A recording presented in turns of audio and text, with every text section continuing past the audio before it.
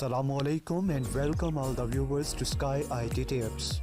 Please subscribe to my channel and press the bell icon to get notified about my latest videos. इस video में हम variables और data types के बारे में पढ़ेंगे। बात कुछ इस तरह से है कि जब प्रोग्राम रन होता है, एग्जीक्यूट होता है, तो उसको डेटा की ज़रूरत होती है और वो डेटा कंप्यूटर के किसी न किसी हिस्से में स्टोर होता है। फॉर एग्ज़ाम्पल आपको कहा जाता है कि दो नंबर लें और उन नंबर का सम फाइंड करें। तो पहला नंबर है वो भी एक डेटा है, दूसरा नंबर है वो भी एक डेटा है। तो ये जो डेटा है ये स्टोर किधर होता है? ये रैम में स्टोर होता है।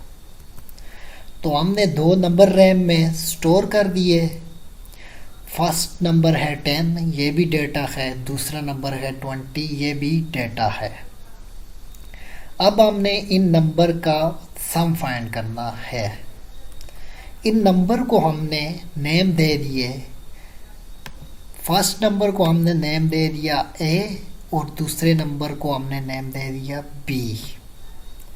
अब ये A क्या है और B क्या है? ये वेरिएबल्स हैं। Variables are the name of memory locations. Variables और किसी चीज़ का नाम नहीं है। वेरिएबल्स मेमोरी लोकेशन के नेम को बोलते हैं। ये 10 जिधर स्टोर है उस मेमोरी लोकेशन को A कहा जाता है और A हमारे पास वेरिएबल है। B भी सेम वेरिएबल है। अब A में स्टोर है 10 और B में स्टोर है 20। अब हमने इसका सम फाइंड करना है और डिस्प्ले करना है। सी आउट फंक्शन हम यूज़ करते हैं C++ में डिस्प्ले करने के लिए। तो यहाँ पर ये सी आउट ए क्या करेगा? ये आएगा मेमोरी में, मेमोरी से ए की वैल्यू को उठाएगा और बीच में ऑपरेटर है प्लस का, उस ऑपरेटर को ऐड करेगा। फिर नंबर बी पे आएगा, बी को रैम से उठाएगा और इन दोनों को प्लस करके आंसर शो कर देगा। तो अब हम देखते हैं कि इन बॉक्सेस में, ये जो बॉक्सेस हैं मेमोरी लोकेशन के, इनमें डेटा कैसे स्टोर होता है, वेरिएबल में कैसे आता है, ये देखते हैं। यहाँ पर हमें ये क्लियर हो गया कि वेरिएबल्स किसे बोलते हैं। Variables are the names of memory location. Memory location को मेमोरी लोकेशन के नेम को वेरिएबल बोलते हैं। अब हम आ जाते हैं डेटा टाइप्स की तरफ। इंटीजर हमारे पास डेटा टाइप्स है। ये एक डेटा टाइप है जिसमें हम सिर्फ इंटीजर वैल्यू स्टोर कर सकते हैं। अगर हमने वेरिएबल्स को इंटीजर डिक्लेयर किया है तो उनमें हम सिर्फ इंटीजर टाइप डेटा स्टोर करते हैं। अगर हमने वेरिएबल को कैरेक्टर CHAR, इसे लैंग्वेज में कहा जाता है और इसकी फुल फॉर्म है कैरेक्टर, अगर हमने CHAR ली हुई है डेटा टाइप, तो हम उसमें नंबर स्टोर नहीं कर सकते। फिर हम सिर्फ कर सकते हैं B में स्टोर, हम सिर्फ और सिर्फ फिर स्टोर करेंगे हम M एक कैरेक्टर है। अगर हमने ली हुई है फ्लोट, अगर हमने टाइप फ्लोट ली हुई है तो फ्लोट में हम स्टोर कर सकते हैं सिर्फ फ्लोट वैल्यूज़। फॉर एग्जांपल हमारे पास वेरिएबल है C में हम स्टोर कर रहे हैं 3.1 हम स्टोर कर रहे हैं इसमें।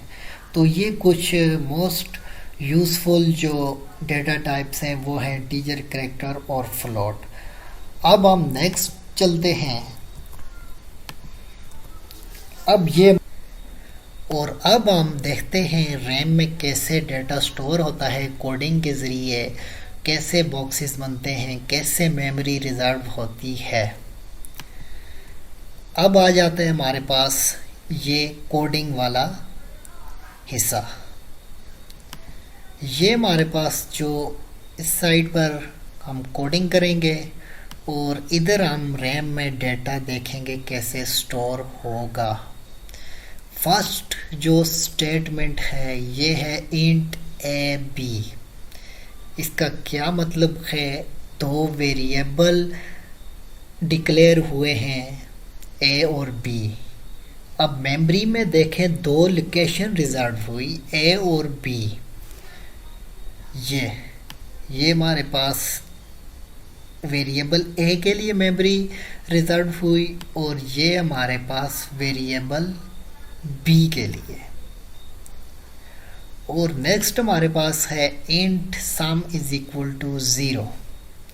एक और हमारे पास इंटीजर टाइप वेरिएबल डिक्लेयर हुआ है और उसको हमने वैल्यू भी असाइन कर दी है 0।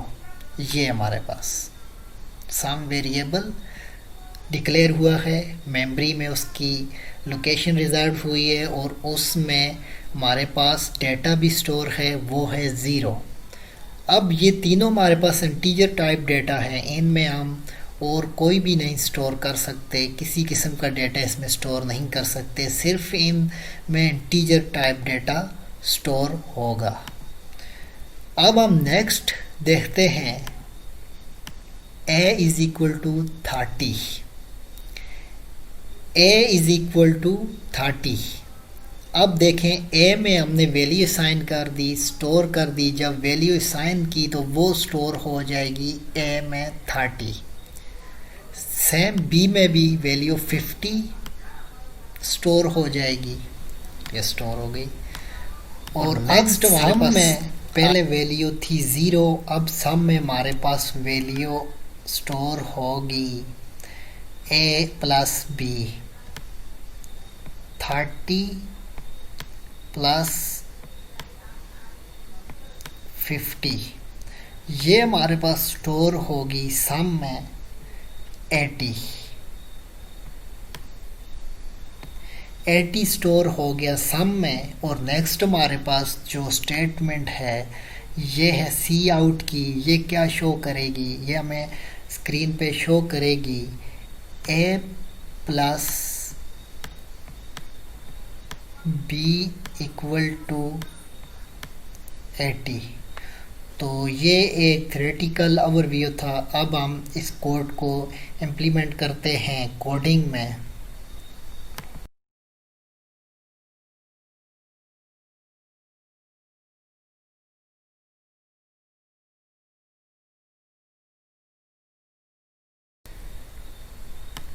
अब हम कोड को लिखते हैं बोरलेट C++ में, कंपाइलर में कैसे हमने इम्प्लीमेंट करना है कोड को।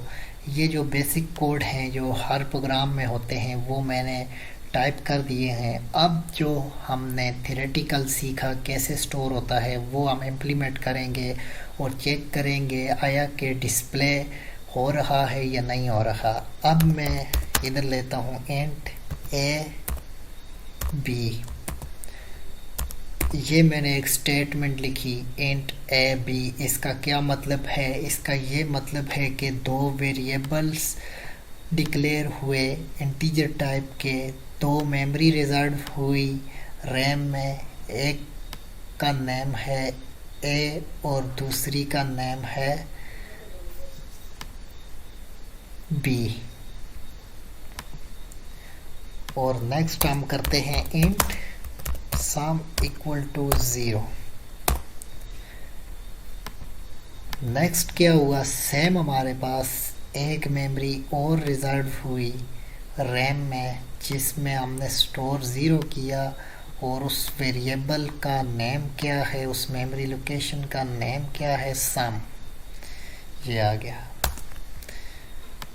अब नेक्स्ट हमने क्या किया था, a इज इक्वल टू 30 और b इक्वल टू 50। इस स्टेटमेंट का क्या मतलब है, इस स्टेटमेंट का ये मतलब है कि हमने जो मेमोरी रिजर्व की हुई थी a के लिए और b के लिए, ये हमारे पास a है और ये b है। a में हमने स्टोर कर दिया 30 और b में हमने स्टोर कर दिया 50। अब नेक्स्ट हमने क्या किया था, sum equals to A plus B. अब देखें सम में क्या स्टोर होगा। सम में पहले स्टोर था हमारे पास, सम में हमारे पास पहले स्टोर था 0। ये हमारे पास सम में 0 स्टोर था, और अब हमारे पास क्या आ जाता है, अब हमारे पास सम में आ जाता है, अब हमारे पास सम में स्टोर हो गया। ये हमने इक्वेशन लगाई, sum is equal to A plus B, तो सम में स्टोर हो गया। ए में हमारे पास 30 है और बी में 50 है, ये हमारे पास 80 स्टोर हो गया। ओके, नेक्स्ट चलते हैं हम। नेक्स्ट हमारे पास क्या ऑप्शन है, नेक्स्ट हमारे पास ये ऑप्शन है, हमने सम को प्रिंट करना है। हम लगाते हैं सी आउट और डबल कोटेशन, तो हमने लिख दिया सम ऑफ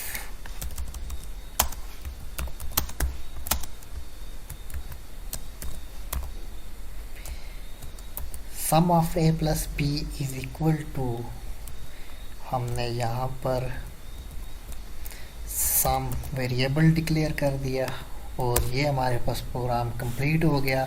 अब हम इसको रन कर लेते हैं, कंपाइल करके देखते हैं हमारे पास ये शो करता है या नहीं करता। ये जाते हैं प्रोजेक्ट में, हम यहाँ से कंपाइल के ऑप्शन में, कंपाइल हो गया, 0 एरर।